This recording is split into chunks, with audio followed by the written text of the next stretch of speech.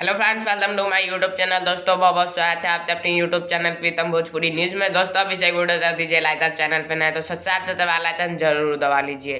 तो दोस्तों वीडियो में बात करने थे खेसारी लाल यादव के बारे में। तो दोस्तों बता दूँ खेसारी लाल यादव का एक गाना रिलीज हुआ है और इस साल का ये आखिरी सॉन्ग है। जी हाँ दोस्तों, इस 2020 का ये आखिरी सॉन्ग है। 31 दिसंबर तो आज रिलीज हुआ है और गाने का नाम है दोस्तों चुम्मा चाटी ते पार्टी हुई। जी हाँ दोस्तों, चुम्मा चाटी ते पार्टी हुई पवन पांडे जी ने लिखा है, शंकर सिंह ने म्यूजिक दिया है और वेब म्यूजिक पर आज सुबह 6:30 बजे रिलीज हुआ है। 31 दिसंबर है आज डेट और 2020 का आखिरी और न्यू ईयर सॉन्ग, चौथा न्यू ईयर सॉन्ग है खेसारी लाल यादव का। तो इसके रिव्यू के बारे में बात करेंगे इस वीडियो में। तो दोस्तों बता दूं कि इसने 1 घंटे 41 मिनट में, जी हाँ दोस्तों 41 मिनट में इसने 1,16,000 व्यूज क्रॉस कर दिया है।